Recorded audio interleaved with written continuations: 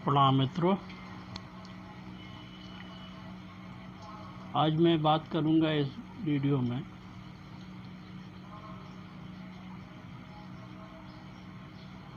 कि आखिर हम जीवन ये जी क्यों रहे हैं।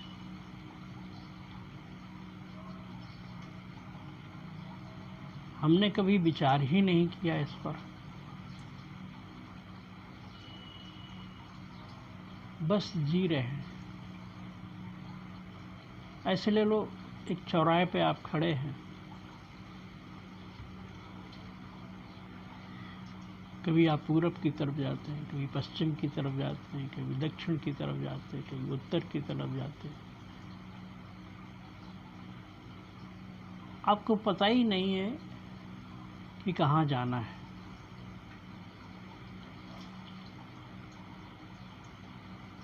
और क्या पाना है। जब तुम्हें यही नहीं पता है कि हम चाहते क्या हैं, तो पाने का लक्ष्य ही नहीं मालूम है। पाने का लक्ष्य ही नहीं मालूम है। जब लक्ष्य ही नहीं जिसको मालूम है, तो जाओगे कहाँ, भटकोगे। तो कभी इधर भटक लिए, कभी उधर भटक लिए, कभी उधर भटक लिए। इस तरह से आदमी जिंदगी भर भटकता रहता है, क्योंकि उसने कभी ये सोचा ही नहीं, कभी उसने चिंतन किया ही नहीं है कि मुझे क्या करना है। बस भटक रहा है। इसमें कहीं न कहीं हमारे पूर्वजों की भी गलती है।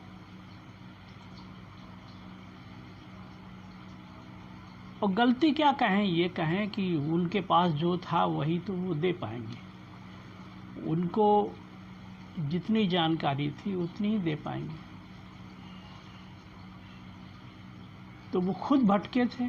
जब जो खुद भटके हैं तो तुमको भी भटका रहे हैं। तो हमें पता ही नहीं है कि हम पाना क्या चाहते हैं। और जब हमें पता नहीं है मुझे क्या पाना है, तो जीवन ऐसे ही व्यर्थ चीज़ों में गुजरता चला जाता है।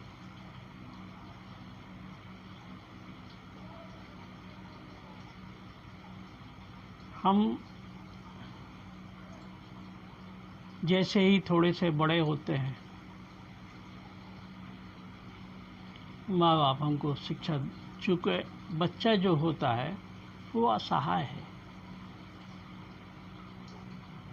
मनुष्य जो पैदा होता है वो आधा अधूरा ही पैदा होता है, तो असहाय होता है। जानवरों का, पशुओं का बच्चा पैदा होते ही खड़ा हो जाता है और चलने लगता है। तो काफ़ी हद तक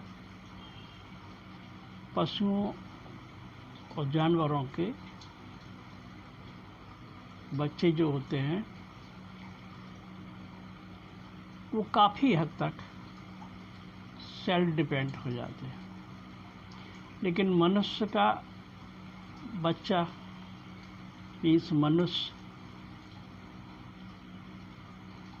ताह जिंदगी दूसरों पर आश्रित रहता है। बचपन में माँ बाप के ऊपर आश्रित रहता है, जवानी में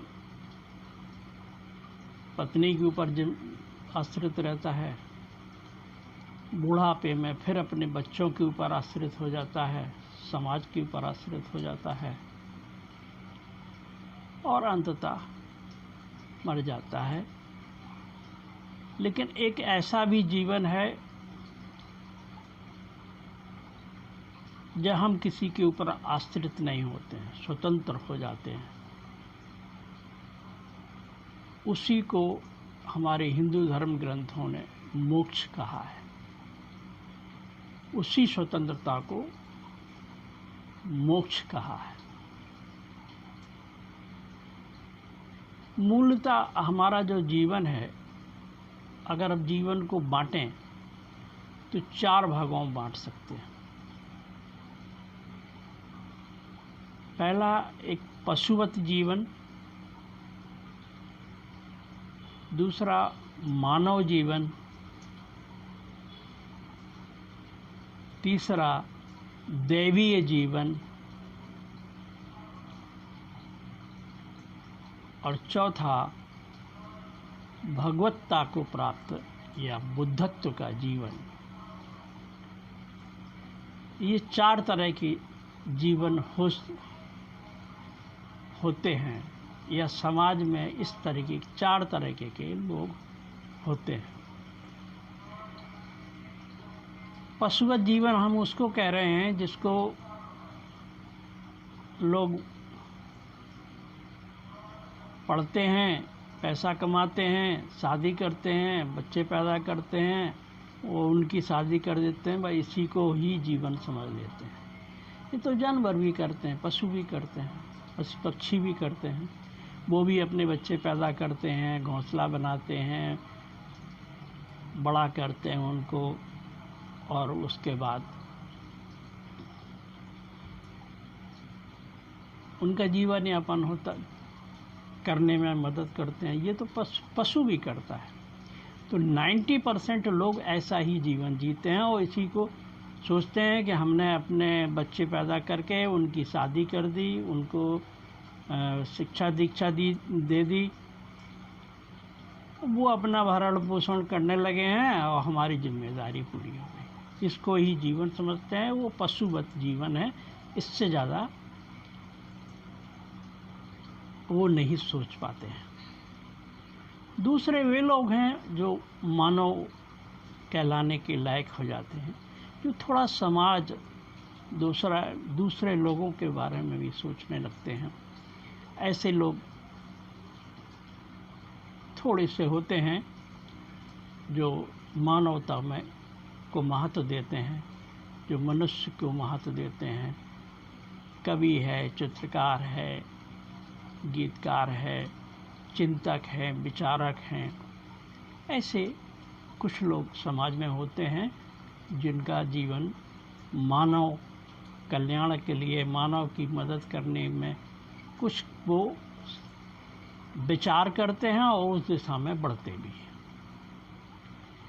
तीसरे देवतुल्य जो जीवन होता, देवत्व को जो जीते हैं, वो होते हैं जो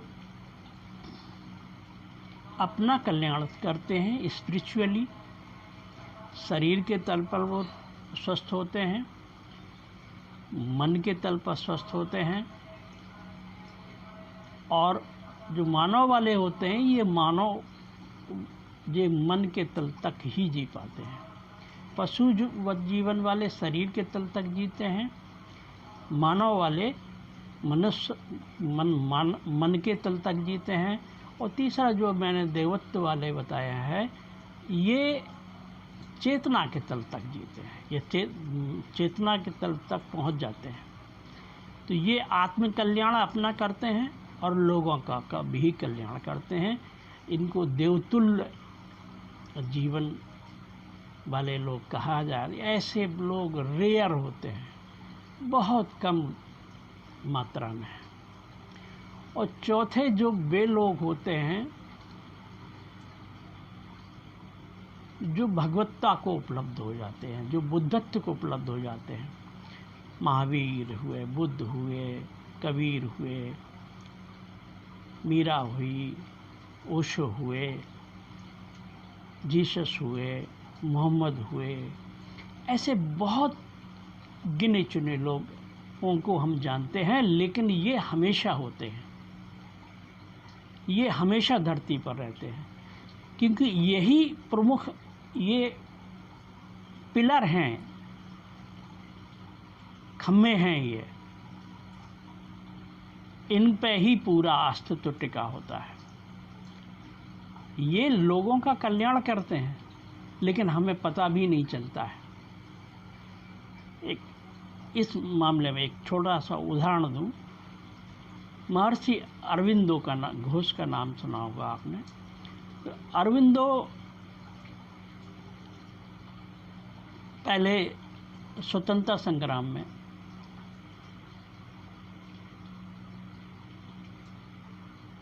की क्रांति में कार्य करते थे, स्वतंत्र देश की स्वतंत्रता के लिए कार्य किया है उन्होंने। शारीरिक रूप से, मानसिक रूप से जुड़े थे वो, और वो कार्य करते थे। ताज्जुब करेंगे, फिर उन्होंने ये कार्य बंद कर दिया।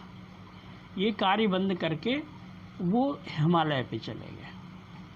हिमालय पे अपना ध्यान उपासना करने लगे, और आपको लग रहा है कि उन्होंने ये कार्य बंद कर दिया, लेकिन वो सूक्ष्म और सूक्ष्म हो गए, उस अदृश्य जगत से कार्य कर रहे थे।